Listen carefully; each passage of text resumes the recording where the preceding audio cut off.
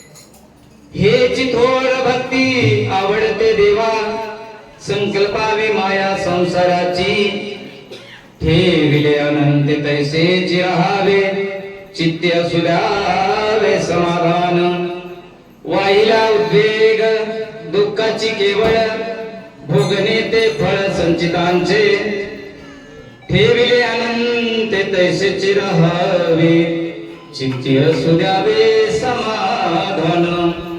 तुका म्हणे घालू तयावरी हार, तुका म्हणे घालू तयावरी भार, वागला संसार देवा पायी, ठेविले अनंत तैसेची राहावे, चित्ते असू द्यावे समाधान. विठ्ठला विठ्ठला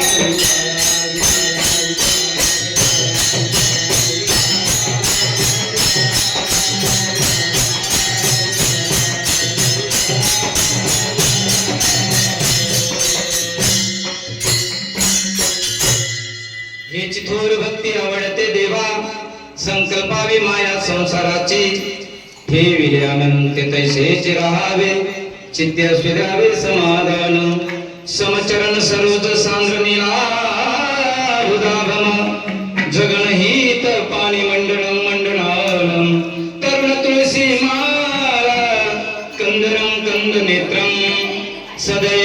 कैलासं विठ्ठलं चिन्तयामि नमो विठ्ठल राजया पांडुरंगा नमो रुक्मिणी माऊली ज्ञानगंगा नमो कुंडलिका नमो चंद्रभागा नमस्कार माझा रुक्मिणी पांडुरंगा पांडुरंगा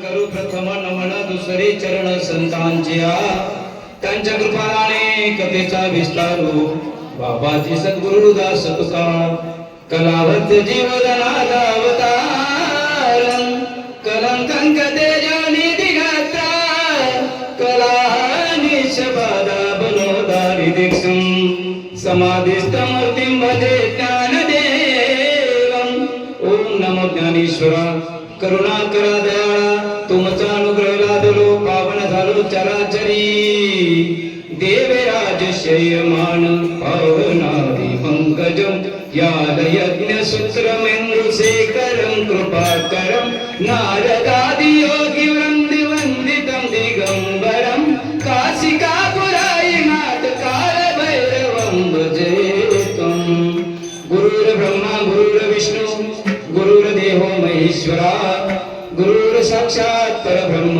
तस्मै श्री गुरुवे नमः नमो सद्गुरु तुकया ज्ञान दीपा नमो सद्गुरु सच्चिदानंद रूपा नमो सद्गुरु भक्त कल्याण मूर्ती नमो सद्गुरु भास्करा पूर्ण कीर्ती सेवेला लागी सेवक झालो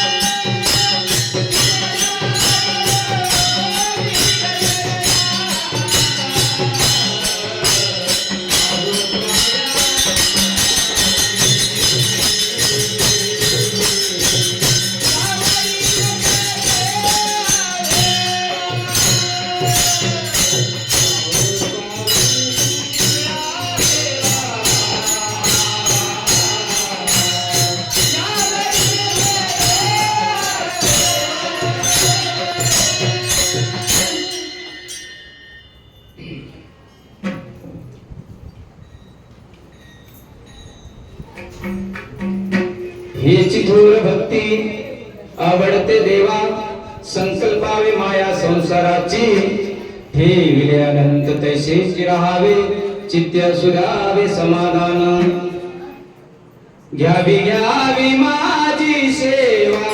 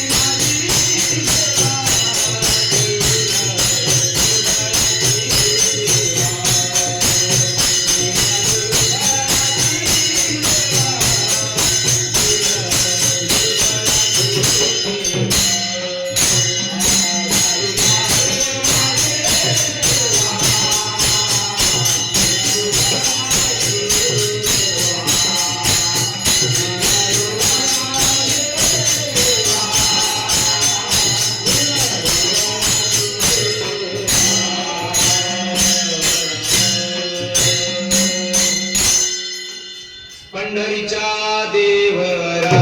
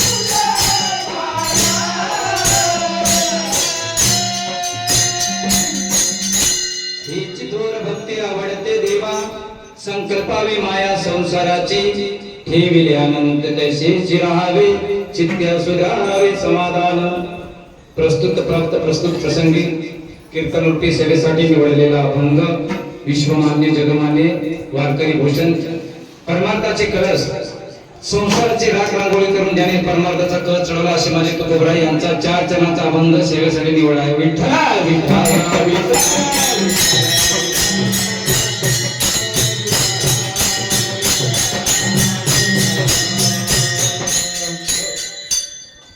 आज या ठिकाणी सालावादप्रमाणे याही वर्षी आपल्या कुलस्वामिनी महालक्ष्मी मातेचं वर्धापन दिन आणि जिल्ह्याद्वार आज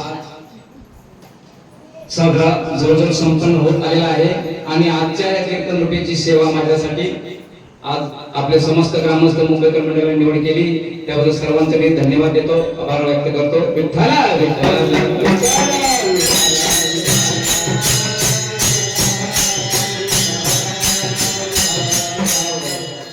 कीर्तन आरंभ करण्याआधी थोडासा परिहार देणे तो अत्यंत गरजेचा आहे आणि तो परिहार देण्याचं म्हणजे आज या ठिकाणी एवढ्या अट्टहासाने समस्त ग्रामस्थ मुंबईकर पुणे ठाणे गुजरात सर्व पदाधिकाऱ्यांनी आज सर्वांच्या मनामध्ये जे याच्यासाठी केला होता अट्टहास शेवट गोड करा म्हणजे आता शेवट गोड झाला सर्वांच्या एवढ्या अट्टहासाने जेवढा म्हणजे आज हिमतीने आज हे इमारत आपण इथे आज मंदिर उभं केलेलं आहे सर्वप्रथम या ग्रामस्थांचे आभार मनापासून व्यक्त करतो, कारण या मंदिरासाठी आता सर्वांची नावं घेत राहत नाहीये, कारण आपल्याकडे तेवढा टाइम पण नाहीये आणि उशीर पण झालेला आहे. आपल्याला कीर्तन जवळजवळ मला वाटतं अर्ध्या तासाच्या आतमध्ये संपवायचं आहे. तर समस्त ग्रामस्थांचे मी सर्वप्रथम आभार व्यक्त करतो. या ग्रामस्थांनी या मंदिरासाठी खूप मेहनत घेतलेली आहे. अहोरात्र आपले काम धंदे सोडून त्यांनी या मंदिरासाठी अहोरात्र झटलेले आहेत. सर्वप्रथम मी ग्रामस्थांचे धन्यवाद देतो आणि तसेच मुंबईकर मंडळाने सुद्धा तेवढं महत्वाचं काम केलेलं आहे. आज आम्ही मला पण आज मुंबई मंडळाचं मी पण अध्यक्ष आहे. आम्हाला पण माहिती आहे तुम्ही पण काम धंदेवाले, आम्ही पण काम धंदे करून जे सगळं करत होतो. तर मुंबईकर मंडळींना पण मी धन्यवाद देतो आणि सर्वांच्या या एकजुटीने आज मंदिर इथं उभं राहिलं आणि खूप सुंदर असं देखणं मंदिर आहे. हे पाहून खूप मनाला म्हणजे आनंद वाटलं आणि आज दिवस पण असा आहे आनंद रे आजी आनंद रे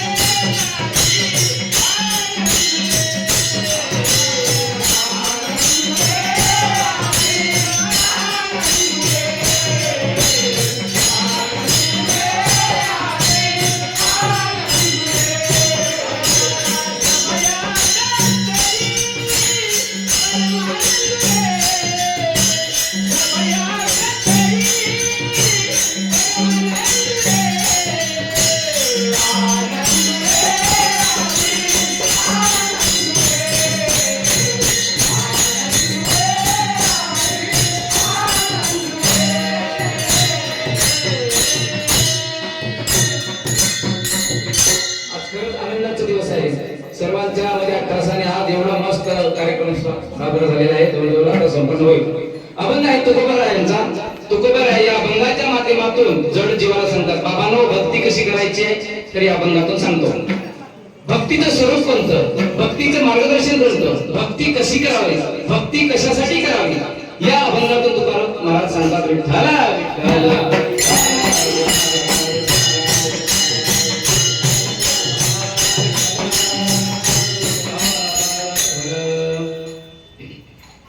अभंगाच्या माध्यमातून जगद्गुरु तुकोबा सांगतात बाबांनो भक्ती करा. तत्पूर्वी अभंगात जाण्याआधी जे अभंग घेतले त्यांचं थोडस मी महत्व सांगतो. तुकाराम महाराज म्हटलं तर काय साधे संत झालेत का? आज जाणून संसार पैसा अंगणी आणि परमार्थाचा ज्यांनी कळत चढवला असे तुकोबा आहे. साधे नाहीये. तुकोबा भक्तीतून सांगतात बाबांनो भक्ती करा. कोणती करा? आत्मज्ञानाची भक्ती करा, आत्म्याची भक्ती करा, परमात्म्याची भक्ती करा, देवाची भक्ती करा आणि देवाला आवडेल ती भक्ती करा असे तुकोबा या अभंगातून सांगतात. तरी पण तुकोबाराय काय आहे याचं मी थोडक्यात तुम्हाला सांगतो. तुकोबाराय म्हणजे काय साधे संत झालेत का? तुकोबारायांचं म्हणजे भक्ती श्रेष्ठ भक्ती आहे. जगद्गुरु तुकोबाराय त्यांना उपदेश केलेला आहे. म्हणून तुकोबाराय या भक्ती संदर्भात सांगतात बाबांनो भक्ती करा. कशी भक्ती करायची?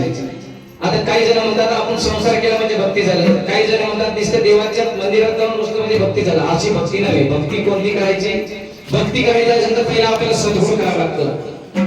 सद्गुरू वाचने, सद्गुरू कृपेने, सद्गुरूशिवाय पर्याय नाही. ज्याने कुणी केलं नसेल त्यांनी करून घ्या आणि सद्गुरू करणे हे गरजेचं आहे.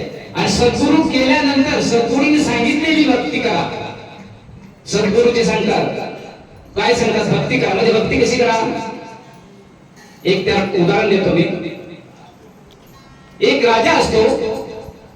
त्या राजाचं असं नित्यनेमाचं कार्यक्रम असतं की सकाळी उठायचं, शिकारीला जायचं, शिकारी करून यायचं, काय जे प्राणी असतात ते मारून यायचं, असं तर रोजचं असायचं. त्या राजाचा एक मुलगा होता. त्या राजाचा मुलगा त्याने आपल्या वडिलांना विचारलं महाराज तुम्ही रोज शिकायला जाता, आज मला एक दिवस जाऊ द्या. राजा बोलला ठीक आहे जा तुम्ही जाऊन ये.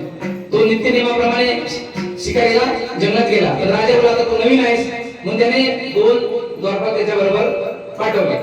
तर ते 2 द्वारपाल घेऊन तो शिकारीसाठी जंगलात गेला. जंगलात गेल्यानंतर त्यांनी काय केलं, शिकार भेटली, एक प्राणी मारलं. त्या प्राण्याला मारून त्याचं मांस काढलं. मांस काढून त्याने ते मांस एका पानामध्ये साठवून ठेवलं आणि ते साठवून ठेवल्यानंतर ते मांस भाजून काढलं, म्हणजे असं गरम केलं. गरम केल्यानंतर त्याला एक समोर मंदिर दिसलं. जंगलात एक शंकराचं मंदिर होतं.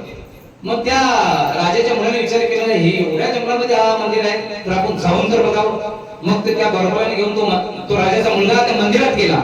मंदिरात गेल्यानंतर त्या राजाच्या मुलाने विचारलं, अरे बाबा हे कुठलं मंदिर आहे? त्याने सांगितलं शंकर भगवानाचं मंदिर आहे. मग तिथे पिंडी होती. त्या पिंडीवरती तो बोलला. मग ते गेला आतमध्ये.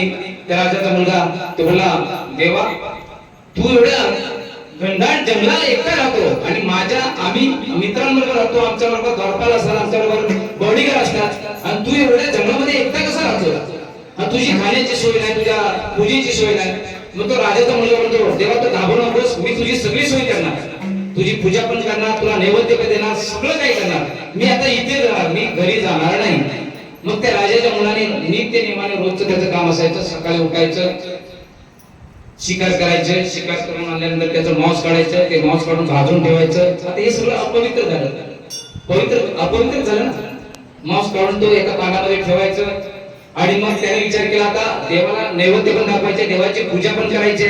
मग तो असा भटकत एका असं डबकं असतं, त्या डबक्यात तो अंघोळ करतो. आता तो बोलतो, अंघोळ करून आपण देवाची पूजा करायची. पण आता जंगलात भटकंदर काय सामान नव्हतं, साधन नव्हतं काही.